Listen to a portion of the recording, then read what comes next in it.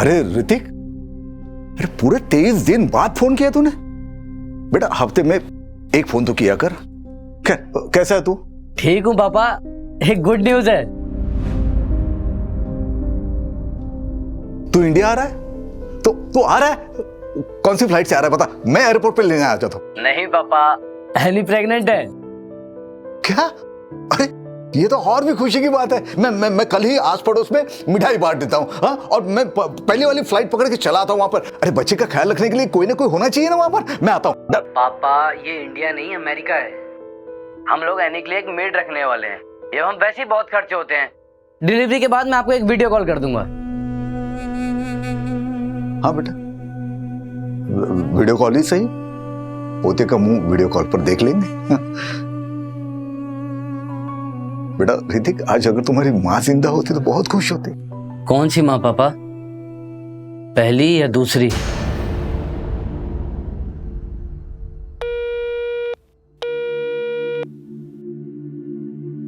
चाइला, ऐसा बोला तेरा बेटा? लेकिन तूने तो ये सब उसके लिए किया था ना? मैं 16 साल का था जब पिताजी ने प्राजक्ता से शादी करा दी। प्यार व्यार कुछ पता नहीं था मुझे। ऋतिक हुआ, उसके बाद पल्लवी, उसके बाद प्राजक्ता से बस प्यार होने वाला ही था। हाँ, सब जानती हूँ। मैडम को कैंसर हो गया, मैडम चल बसी, फिर उसके बाद तुमने दूसरी शादी की, तुम्हारी दूसरी बीवी भी भाग गई। 10 बार सुन चुकी हूँ ये स्टोरी। मेरी मानो, तुम ना अभी ये सब चीज के बारे में सोचना छोड़ दो और अपने ये नालायक बच्चों से ना जितना हो सके उतना दूर रहो। टाइम वेस्ट मत करो उनके पीछे। ले, तुम्हारे छोटे भाई का फोन है। ये ना सबसे बड़ा वाला गिद्ध है, मैं बता रही हूँ। हाँ बोल अविनाश। हाँ नरेश भैया, कैसे हैं? मैं ठीक हूँ। पार्थ कैसा है? हाँ अच्छा है, एग्जाम देने गया है। अच्छा मैं क्या कह रहा था भैया, वो आपकी बीपी की दवा है ना? हाँ है। अच्छा वो कोलेस्ट्रॉल वाली? हाँ है, सब कुछ है। अच्छा भैया मैं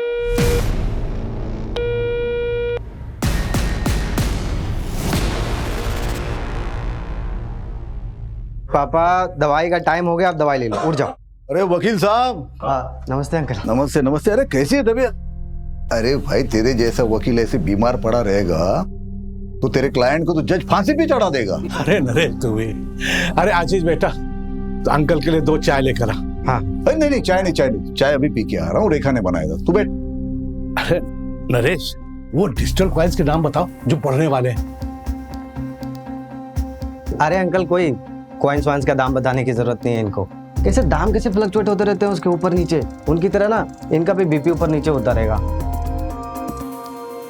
अरे बाप की सेहत का इतना ख्याल है तो प्रताप के लिए एक बहू लेके आ अच्छी सी। अरे प्रताप, वो उस लड़की की फोटो भेजी थी ना मैंने तुम्हें, वो दिखाओ। ये वाली? ये देख, ये इसका नाम सुनिधि है। यहाँ वाशी में परिवार के साथ रहती है। अच्छे है ना? हाँ, अब मुंह से आवाज नहीं निकलेगी है? देखो लड़की अच्छी है तो मुझे पसंद है। अगर खानदान अच्छा हो तो तुम बात आगे बढ़ाओ। ठीक है, तो मैं इसकी पिताजी के साथ बात करता हूँ और उनका नंबर तुझे मैसेज कर देता हूँ। हाँ ये ठीक है। अब तू आराम कर, मैं कपिल की दुकान पे जा रहा हूँ।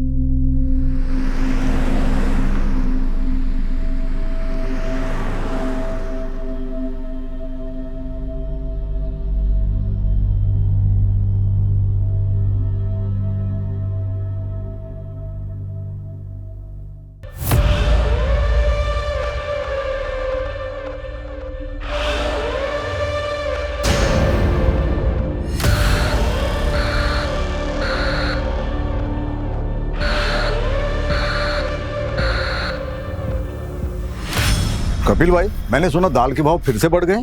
अरे नरेश भाई, इस बार महंगाई आसमान छूके रहेगी।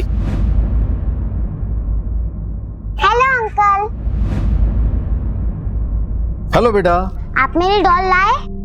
तुम्हारी डॉल? हाँ लाया हूँ ना, घर पे रखी है। लेकिन वो डॉल तुम्हें तब मिलेगी जब तुम्हें 10 में से 10 मार्क्स आएंगे। ओह नो, 9 मार्क्स नहीं चलेंगे? ओह नो, 9 मार्क्स क्यों?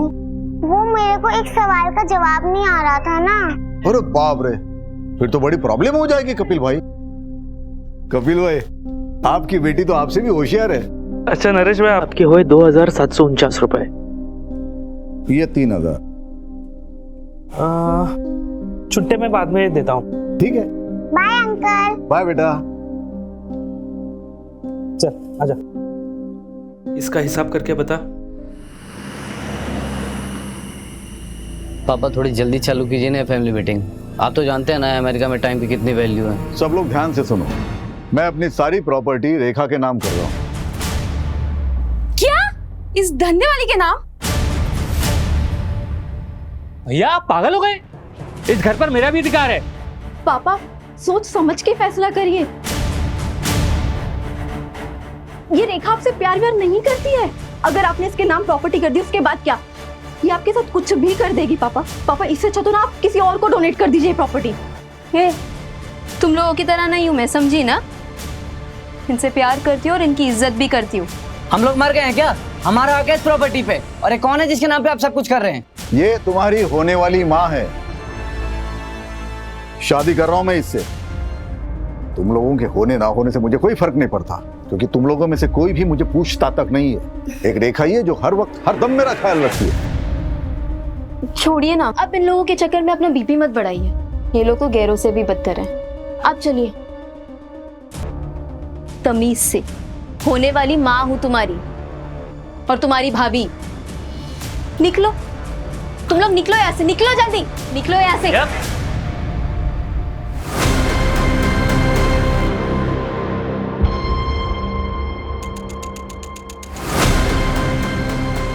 बुढ़ापे में दिमाग खराब हो गया पापा जी का। घी अगर सीधी उंगली से ना निकले तो उंगली टेढ़ी करनी पड़ती है।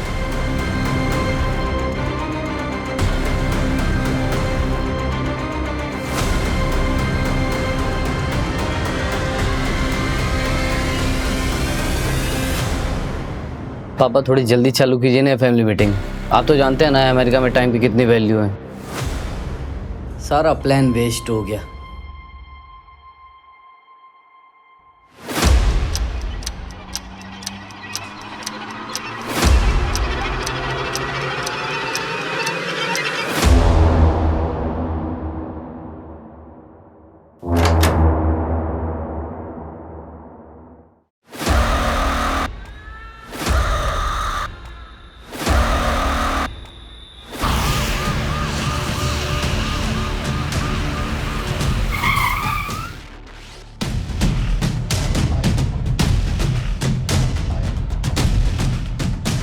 सर, विक्टिम की मंगेतर ने बॉडी देखकर हमें इन्फॉर्म किया।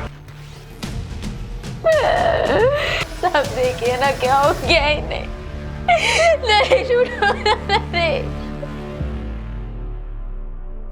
ये कौन है? सर यही तो है मंगेतर। इनकी? सर इस तरफ आइए। विक्टिम का नाम नरेश देशमुख है, अकेला रहता था। फैमिली, एक बेटी है जो यहीं कमलाबाद में रहती है, बेटा यूएस में रहता है और एक छोटा भाई है जो यशवंत कॉलोनी में रहता है। सबको इन्फॉर्म कर दिया है सर।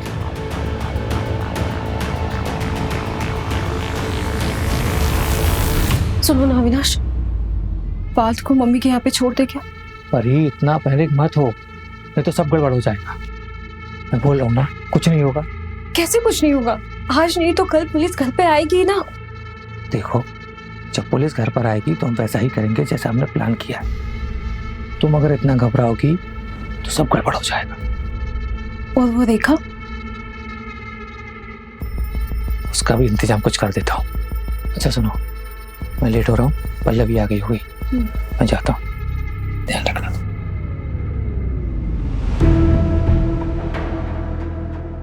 कल रात को 8 बजे तक मैं ऐसे निकल गई थी। तब मुझसे कहा कि मैं सोने जा रहा हूँ। सुबह नाश्ता लेके आई तो देखा कि दरवाजा खुला हुआ था। अंदर आई तो अच्छा ये बताओ कि घर से कुछ चोरी हुआ है? मंगेतर मरा है मेरा और आपको चोरी की पड़ी है। देखो हमें ये सब जानना जरूरी है क्योंकि इन्वेस्टिगेशन उसी हिसाब से होगी। तो सब आज ही करना है आपको। मंजू, पंचनामा करके बॉडी को तुरंत पोस्टमार्टम के लिए भिजवा। Okay sir. जैसे ही फैमिली से कांटेक्ट होता है थाने बुलाओ।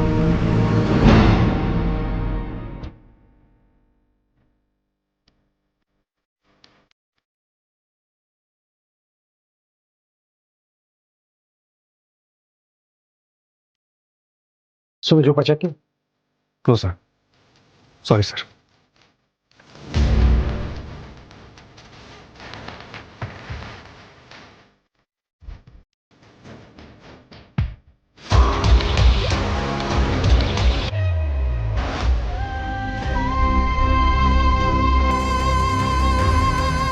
रिया, रिया!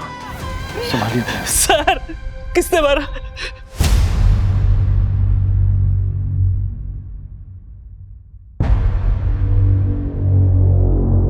रिया। नरेश भाई रिया के लिए एक पिता की तरह थे।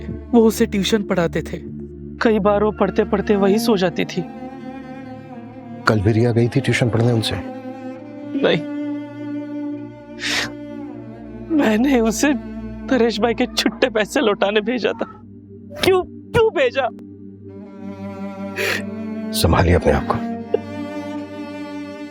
तो जब रिया वापस नहीं आई तो आप उसे नरेश जी के घर देखने नहीं गए? मैं दुकान पे था देर रात तक। हमेशा की तरह मुझे लगा शायद वो वहीं सो गई होगी। मुझे जाना चाहिए था, मेरी बच्ची बच जाती। रिया की माँ कहाँ है? 3 साल पहले मुझे और रिया को छोड़कर भाग गई।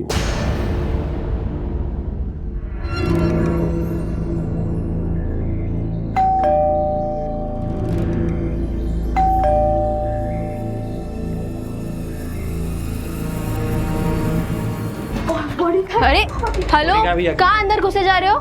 कहाँ है पापा की बॉडी? पुलिस वाले ले गए। और हाँ, तुम दोनों को भी थाने बुलाया। और तुझे यहीं छोड़ गए? हाँ, उन्होंने कहा कि घर वालों को भेज देना। अक्सर असली दुश्मन घर वाले ही होता है ना। चल पल्लवी। वैसे कल रात के झगड़े के बारे में मैंने अब तक पुलिस वालों को नहीं बताया।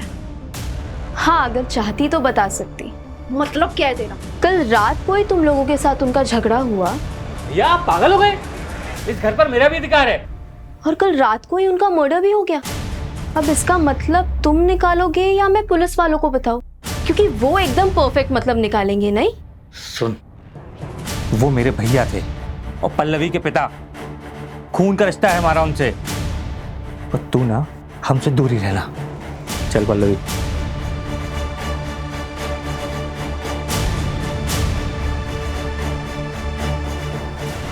कई बार खून के रिश्तेदारों से ज्यादा पराये लोग अपने हो जाते हैं ना माँ। कोई अपना अपना नहीं होता, सब पैसों के रिश्तेदार है। पैसा है बच्चे अपने, पैसा है रिश्तेदार अपने। पैसा खत्म, रिश्ता खत्म। तू क्यों फिक्र कर रहा है? तेरे पास तो इतना सारा पैसा है। तेरी गाड़ी आई? अरे नहीं माँ, इस उम्र में गाड़ी लेके क्या करूंगा। मैं सोच रहा हूँ पल्लवी को गाड़ी लेके दे दूं। वो बेचारी स्कूटी से जाती है कॉलेज। कितनी बार समझाया तुझे, पर तू नहीं समझता। लुटा दे अपनी सारी दौलत अपने नालायक रिश्तेदारों पे, लेकिन जब तू मरेगा ना, तेरे कफन के लिए किसी के पास से पैसा भी नहीं निकलेगा। तो तू दे दे ना कफन। हाँ, दे दूंगी ना। ये चादर तूने ही दी है ना, यही दे दूंगी।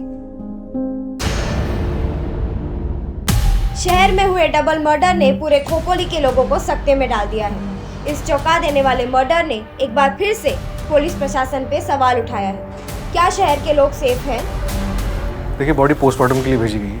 24 घंटे बाद आपको दे देंगे। पापा तो बहुत अच्छे आदमी थे, भला उन्हें ऐसे कोई क्यों मारेगा? क्यों झूठ बोल रही पल्लवी? सर मैं आपको बताता हूँ। दरअसल भैया एक नंबर के अड़ियल इंसान थे। भाभी के जाने के बाद उन्होंने ऋतिक को अमेरिका भेज दिया, तो जिससे उनकी अय्यासी चलती रहे। सर आप देखना, पीएम की रिपोर्ट आने वाली है, उसमें पक्का उनको एड्स निकलेगा। चाचू, आप ये क्या कह रहे हैं? हाँ तो झूठ क्या बोल रहा हूँ, जो सच है वही बता रहा हूँ। तो रेखा को पता था ये सब? उसे क्या ही फर्क पड़ता है, वो तो खुद एक धंधे वाली थी। रेखा तो मंगेतर थी ना नरेश जी की। हाँ, दिमाग खराब हो गया था पापा का। कल रात आप लोग कहाँ थे? अपने घर पे पापा से मिलने गए थे, फिर सब अपने अपने घर आ गए। सब एक साथ मिलने गए थे, जाहिर सी बात है कोई खास वजह होगी। कल रात पापा अपने प्रॉपर्टी का बंटवारा करने वाले थे। तो हो गया बंटवारा? मैं अपनी सारी प्रॉपर्टी रेखा के नाम कर रहा हूँ। भैया आप पागल हो गए? निकलो यहाँ से। भैया नहीं सर, बस कैजुअल डिस्कशन हुआ और कुछ नहीं।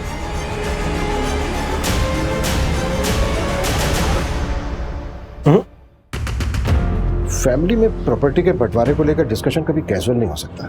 सूरज, फैमिली के सभी मेंबर्स की डिटेल निकालो और नरेश की बैंक डिटेल्स भी। सर मैंने बैंक डिटेल्स चेक की थी, उसमें कुछ भी नहीं निकला। सर वो नौटंकी रेखा, वो कल रात भी एक कस्टमर के पास गई थी। व्हाट? मतलब पतिव्रता होने का नाटक कर रही थी। सर नरेश ने डेटिंग साइट पे एक अकाउंट बनाया था, ये देखिए।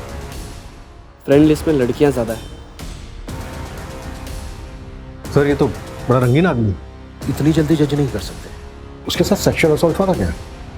सर अभी तक पोस्टमार्टम रिपोर्ट आई नहीं।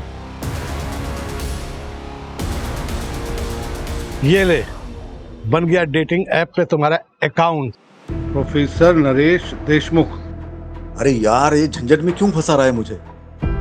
देख, मैं रेखा के लिए सीरियस हूँ। अरे देख देख, एक फ्रेंड रिक्वेस्ट भी आ गई। कौन है? फोटो देख, क्या मस्त लग रही है। डाइवोर्सी है। हाय, मेरा नाम ललिता है। आप मुझे जेन्युइन लगे क्योंकि आपने अपनी फोटो लगाई। आप एक्स प्रोफेसर हो? प्रोफेसर। सर घर से जो सामान चोरी हुआ है ये उसकी लिस्ट है, रेखा ने दी। तो ज्वेलरी सेट, चांदी के कुछ बर्तन, रिस्ट वॉच, वॉल क्लॉक और 45,000 रुपए कैश। सूरज, सभी ज्वेलर्स और खबरियों को एक्टिवेट कर दो। कहीं भी कोई ज्वेलरी बेचने आता है तुरंत हमें इन्फॉर्म करें। Right sir.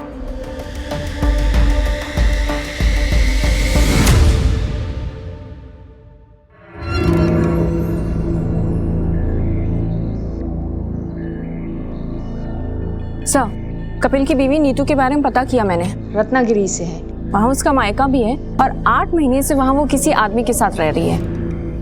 कपिल ने अपनी बीवी को डिवोर्स दिया था क्या? पता नहीं सर, लेकिन नीतू ने कभी रिया को ले जाने की भी कोशिश नहीं की। अविनाश, हाँ? उस रात झगड़े के बाद तुम वापस घर नहीं आए थे, कहाँ गए थे? वो अपने एक दोस्त के यहाँ गया था। क्यों? ऐसे ही। और जब मैं घर पर आया तब तुम घर पर नहीं थी। कहाँ गई थी? कचरा फेंकने गई थी। फालतू के सवाल मत पूछा करो मुझसे।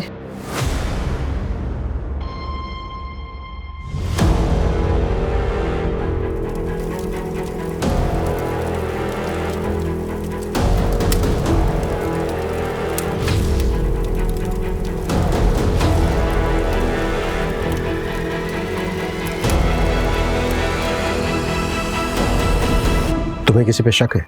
सर मुझे शक नहीं, पूरा यकीन है ये काम रेखा का ही है और अब वो चली भी गई है। इतने यकीन के साथ कैसे कह सकते हो? सर पापा उसके नाम पे प्रॉपर्टी कर रहे थे तो उनके मर्डर के बाद पूरा बेनिफिट उसे ही मिलेगा। प्रॉपर्टी उसके नाम पर हुई? नहीं। तो बेनिफिट कैसे हुआ उसे? तो सर ये फिर चाचू ने किया होगा। प्रॉपर्टी के लिए? प्रॉपर्टी और पार्ट दोनों के लिए। पार्थ क्यों? सर पार्थ मेरा सौतेला भाई है और परी चाची मेरी सौतेली माँ। वो पापा की दूसरी वाइफ रह चुकी है। What? हाँ सर, 2 साल पहले परी चाची ने पापा को छोड़ के अविनाश चाचू से शादी कर ली थी और पापा ने तो केस भी फाइल किया था पार्थ की कस्टडी के लिए। इन्हीं सब के बीच पापा उस रेखा के चक्कर में फंस गए और चले थे उस धंधे वाली से शादी करने।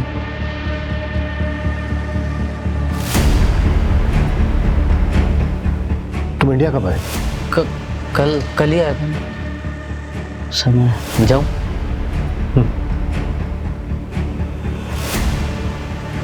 ये बात हमें अविनाश और परी ने क्यों नहीं बताई?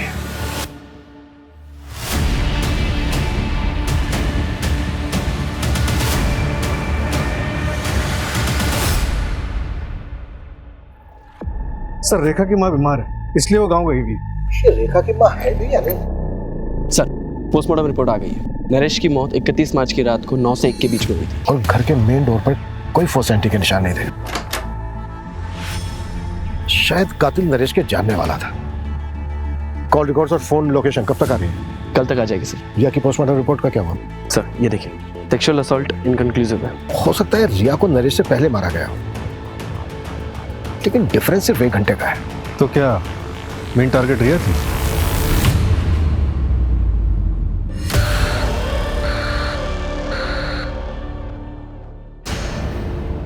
इसमें बताने वाली क्या बात है?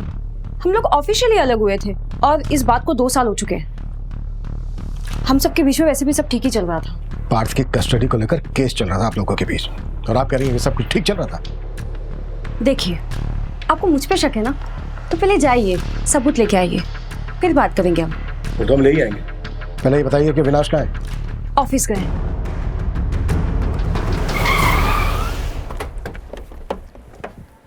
सर, नरेश की सीडीआर में किसी ललिता चौहान नाम की लड़की का नंबर मिला है। काफी बातें होती रहती थी उससे। वैसे ललिता तुम्हारी फैमिली में और कौन कौन है? मैं और मेरी मम्मी। और आपकी? सेम, मैं और मेरी मम्मी। किसी दिन मेरी मम्मी से मिलवाऊंगा मैं तुम्हें। श्योर।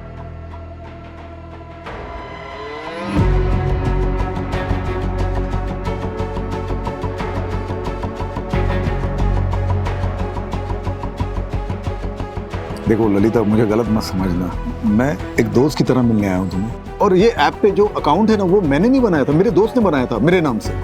और ऑलरेडी मेरी एक मंगेतर है। It's okay, I understand. Actually मुझे आपसे एक हेल्प चाहिए थी। आप आर एम सहानी कॉलेज में प्रोफेसर थे ना? हाँ। मैं वहाँ जॉब के लिए अप्लाई करना चाहती हूँ, तो क्या आपकी कुछ मदद मिल सकती है? अरे बिल्कुल करूंगा। वहाँ के प्रिंसिपल तो मेरे दोस्त है, बहुत अच्छे दोस्त है। मैं बात करता हूँ उनसे, तुम सिर्फ इंटरव्यू दे के आना। Thank you so much. क्या? लेकिन नरेश जी की माँ तो है ही नहीं। अरे लेकिन ऐसे कैसे हो सकता है? उन्होंने तो मुझे अपनी माँ की फोटो दिखाई थी और वो उनसे मुझे मिलाने भी वाले थे। अच्छा, तुम्हें नरेश जी ने कभी कुछ और बताया या फिर उनके बारे में कोई ऐसी बात जो इन्वेस्टिगेशन में हमारी हेल्प कर सके? पता नहीं आपके लिए कितना हेल्पफुल होगा, पर नरेश जी ने बताया था कि उनका एक भाई है। क्या नाम है उसका? हाँ, अविनाश। वो थोड़े अजीब हैं, अडल्ट साइट्स और डार्क वेब देखने के आदी हैं। हेलो, क्या? ओके, मैं आती हूँ। तुमने सीधे डीसीपी ऑफिस में कंप्लेंट डाल दी। अरे तुम्हें हमारे पास आना चाहिए था ना। तो तुम्हें ये लगता है कि तुम्हारी वाइफ नीतू ने रिया को मारा है? लगता नहीं है मैडम, मुझे यकीन है, क्योंकि उस दिन नीतू यहीं खोपोली में थी।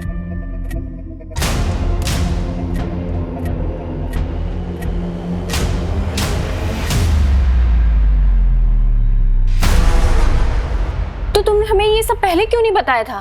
बेटी की लाश हाथों में थी मैडम, मेरा दिमाग सुन हो गया।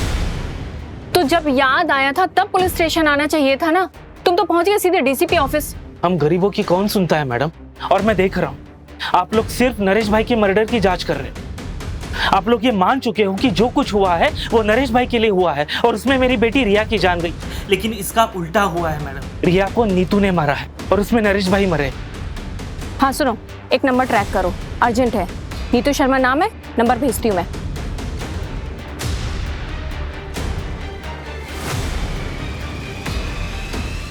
चलो सर, मैंने नरेश की पिछले 2 साल की सीडीआर स्टडी की तो एक बात पता चली। नरेश का एक नेबर है प्रताप वर्मा, उससे काफी बातें होती थी उसकी। और सर सीडीआर में एक और बात पता चली, ये नरेश की फैमिली उससे 1 साल पहले ही टच में आई। 1 साल पहले तक तो किसी को नरेश से कोई मतलब नहीं था। पर ये 1 साल पहले अचानक से नरेश की जिंदगी में ऐसा क्या हुआ कि सबको उसके प्रति प्यार जाग गया? Anyway, नरेश की माँ का कुछ पता चला? अभी तक नहीं सर, मैंने फैमिली से पूछताछ की। उनका कहना है कि 20 साल पहले उसकी माँ मर गई थी। तो फिर नरेश ने अपनी माँ बताकर ललिता को फोटो किसकी दिखाई?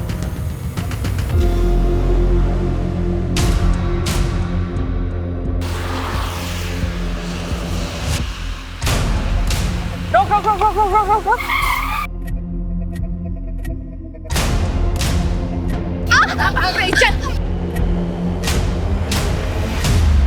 मैंने कुछ नहीं किया, मैं तो अपनी रिया को वापस लेने आई थी। 3 साल बाद।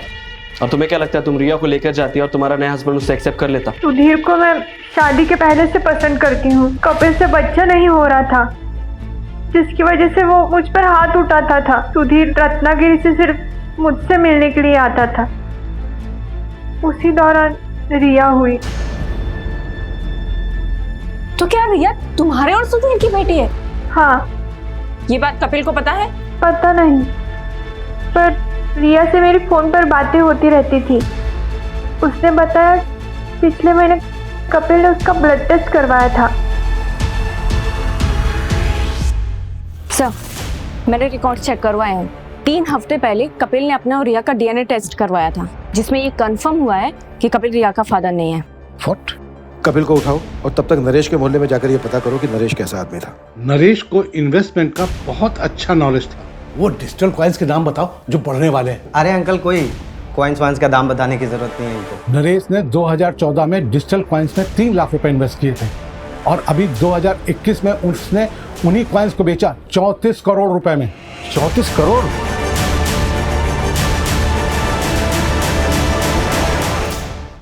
कहाँ है ये 34 करोड़? हमने तो उनका बैंक अकाउंट चेक किया था, उसमें तो कुछ भी नहीं मिला। अबे 34 करोड़ कहाँ है ये तो मुझे नहीं पता, लेकिन ये नरेश के रिश्तेदार जो उसके पीछे दुम हिलाते घूम रहे हैं वो सिर्फ उस 34 करोड़ के लिए। 34 करोड़ ना नरेश के बैंक अकाउंट में है और ना ही उतना पैसा उसके घर में मिला। हाँ सर, पूरे 34 करोड़ रुपए गायब है। आखिर इतना सारा पैसा उसने रखा कहाँ होगा? और सर 1 साल से इतना पैसा रखना क्राइम को खुला इन्विटेशन देने के बराबर है।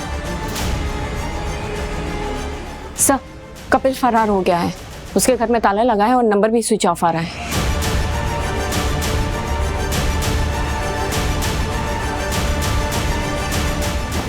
सर, ललिता सही बोल रही थी। मैंने नरेश के ऑनलाइन ड्राइव से ये फोटो रिकवर किया है। पता करो कौन है ये। Yes sir.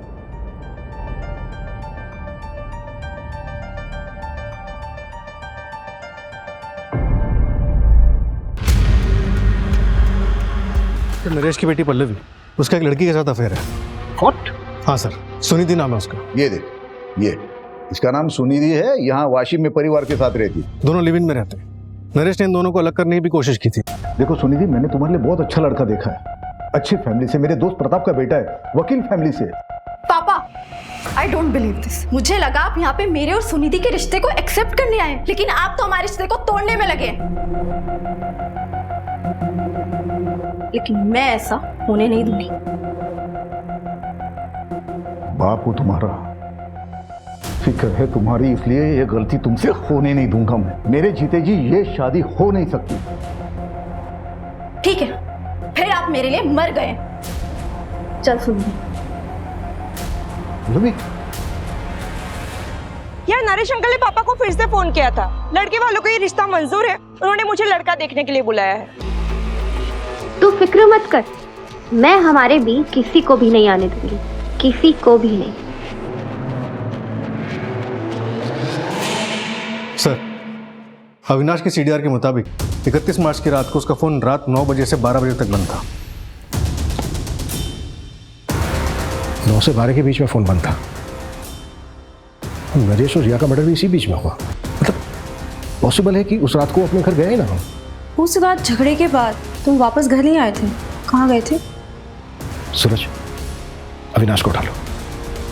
और रेखा का क्या हुआ? उसकी माँ है? नहीं है सर, 6 साल पहले गुजर गई और अब रेखा का फोन भी बंद आ रहा है। उसके पास 3 नंबर हैं, तीनों ट्रैकिंग पे डाले, लेकिन तीनों के तीनों बंद हैं। कहीं ऐसा तो नहीं है कि शतरंज के खेल में रानी सबसे ज्यादा चालबाज होती है? सूरज, अपने सारे खबरों को एक्टिव कर दो, जितनी फोर्स चाहिए लगा दो, लेकिन रेखा मुझे जल्द से जल्द लॉकअप में चाहिए। अविनाश को तुरंत अरेस्ट करो, इससे पहले कि वो भी हमारे हाथ से निकल जाए। मूव।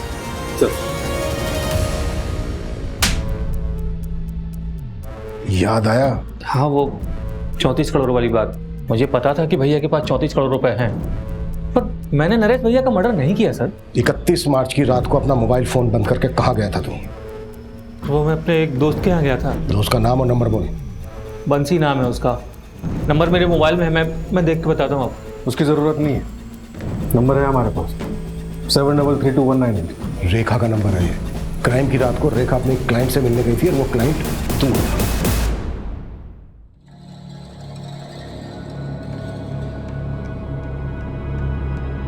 क्या रेखा, इतना बड़ा हाथ मार लिया फिर भी चिल्लीगिरी करने आ गई?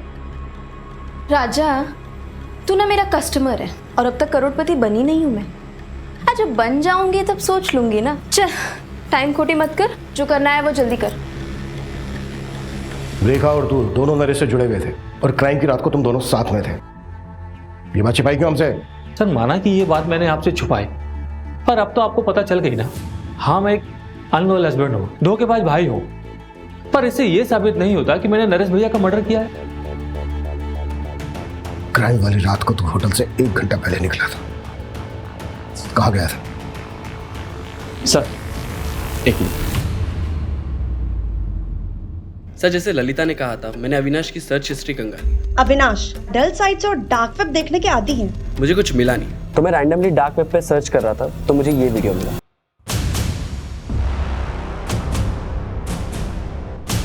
कौन है ये लोग? ट्रैक किया जा सकता है इनको? पॉसिबल है, पर टाइम टेकिंग है सर।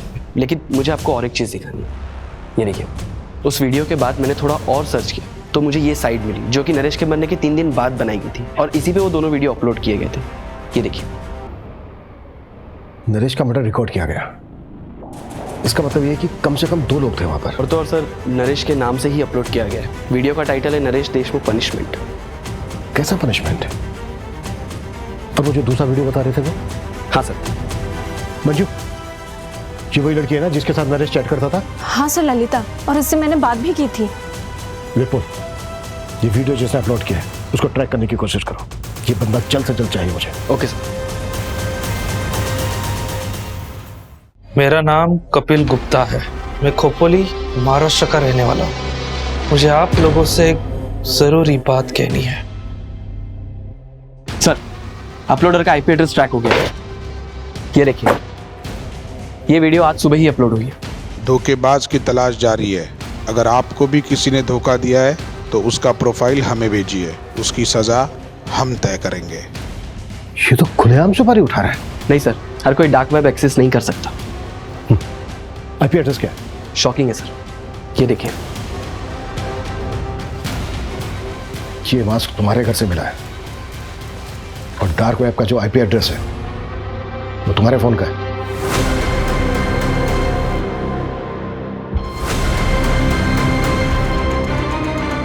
सर, हम लोग सिर्फ फेक मर्डर सीन शूट करते थे, वायरल होने के लिए।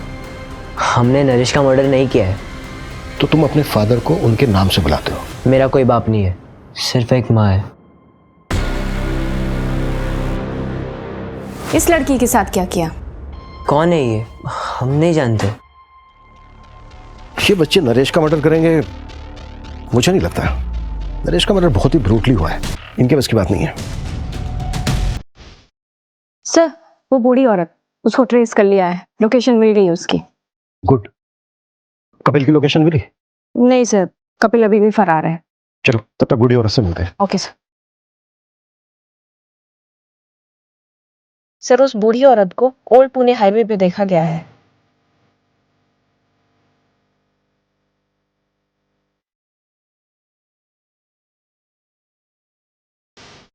माता जी उठिए।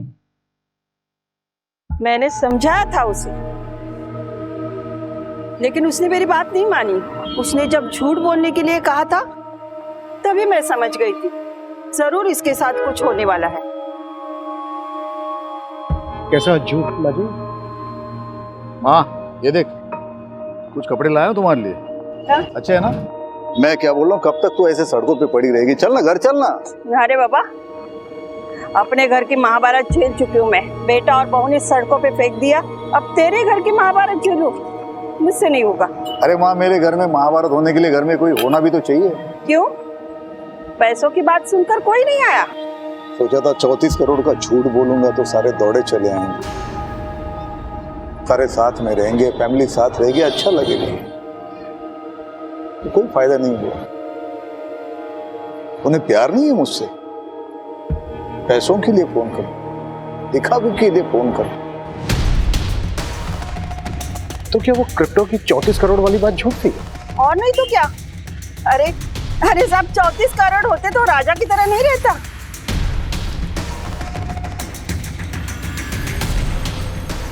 आखिर किलर आया किसके लिए? मंजू, जो दूसरा अपलोडर था उसकी कोई अपडेट? ललिता की लोकेशन डिटेल्स चेक कर रहे हैं। अगर उसकी लास्ट लोकेशन पता लग जाए तो शायद हम दूसरे अपलोडर तक पहुंच जाए। सर, एक और बार, कपिल ने अभी एक वीडियो अपलोड किया है ऑनलाइन, जिसमें उसने पब्लिक से गुहार लगाई है कि पुलिस उसे झूठे केस में फंसा रही है। तो फिर भागा क्या कर रहा है?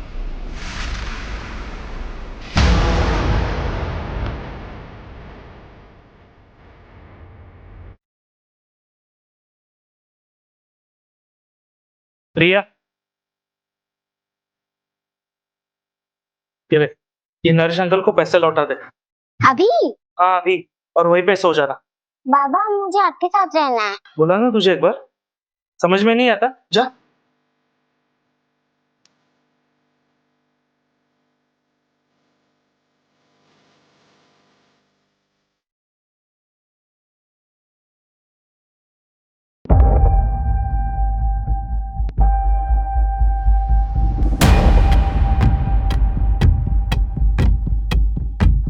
मंजू मेरे केबिन में आओ। Yes sir. मंजू ये देखो, इस साइड पे जितने भी वीडियो हैं उनमें जो मास्क है उसमें साइड लॉक नहीं है। और ये ललिता वाला वीडियो देखो, उसमें साइड लॉक है, मतलब दोनों मास्क अलग है। और मुझे ये पता करना है कि दोनों मास्क कहाँ से खरीदे गए। सर सूरज सर उसी में लगे हुए हैं। ओके। और ये ललिता वाला वीडियो ना जरा ध्यान से देखो। जब भी किसी जिंदा इंसान को जलाया जाता है तो चीखता है, चिल्लाता है, तड़पता है, इधर उधर भागता है, लेकिन ललिता की बॉडी में कोई मूवमेंट नहीं है, सिर्फ चीखने की आवाजें आ रही है। तो क्या ये साउंड फेक है?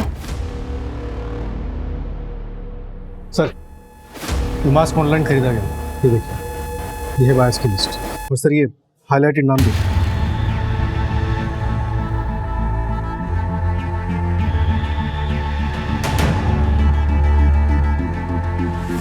मंजू, लोकेशन ट्रैक हो गई है, मैंने तुम्हें डिटेल्स भेज दी।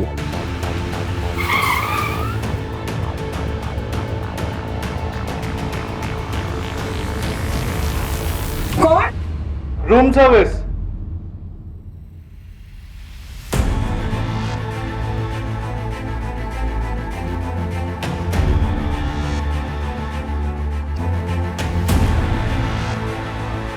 सर मैं एक एक्टर हूँ, मराठी सीरियल में छोटे मोटे रोल प्ले करती हूँ। उसने मुझे बोला एक रोल प्ले करना है। सुन के मैंने शुरुआत में मना कर दिया सर, शपथ। पर फिर घर का रेंट और खर्चे तो मैंने कर लिया सर।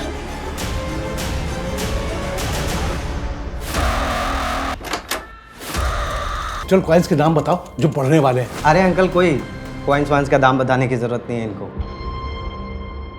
अंकल क्या करना है पापा इसका? जा टेरिस पर फेंक करा इसको। नरेश के भरोसे का खूब फायदा उठाया तुम लोगों ने। धोखा तो उसने दिया था मुझे। डिजिटल कॉइन में इन्वेस्ट करके उसने 34 करोड़ रुपए बना लिए और मुझे गलत कॉइन बता दिया। चलता था मुझसे कि कहीं मैं अमीर ना हो जाऊं। अरे किसी काम के लिए उससे कुछ पैसे मांगे तो मना कर दिया उसने मुंह पे। वो वीडियो बनाने का क्या मतलब था? वो पार्थ ऐसे वीडियोस बनाता है, मुझे पता था, तो ऐसे वीडियो बना के मैंने डार्क वेब पे डाला आप लोगों को मिसलीड करने के लिए। बस सर इसके अलावा कुछ नहीं पता सर। हमें 34 करोड़ हमारे पास नहीं है सर। होते कैसे? क्योंकि नरेश के पास 34 करोड़ रुपए थे ही नहीं। उसे कोई डिजिटल कॉइन्स नहीं बेचे थे। ये एक झूठी कहानी थी। तो पापा ने हमारा प्यार पाने के लिए झूठ बोला और इस वजह से हुआ पापा का मर्डर। हाँ, प्रताप, आशीष और ललिता को हमने मर्डर और साइबर फ्रॉड के आरोप में अरेस्ट कर लिया है। देखो, ये क्राइम भले ही उन्होंने किया, पर इस क्राइम को हवा तुम लोगों ने दी। तुम लोगों का प्यार पाने के लिए उन्होंने एक झूठी कहानी गढ़ी और वही कहानी सबको बोली। उन्हें लगा शायद पैसों का लालच, पैसों की भूख तुम लोगों को उनके पास वापस ले आएगी, पर वो गलत थे, क्योंकि तुम लोग तो लौटे ही नहीं। और उस झूठी कहानी ने गिद्धों को निमंत्रण दिया, जिसकी वजह से वो अपनी जान गंवा बैठे और उनके साथ वो बच्ची रिया भी बेवजह मारी गई। ये जिंदगी बहुत छोटी है, इसे अपनों के साथ बहुत प्यार से गुजारिए। कभी उन्हें अकेलेपन का एहसास नहीं होने देना चाहिए।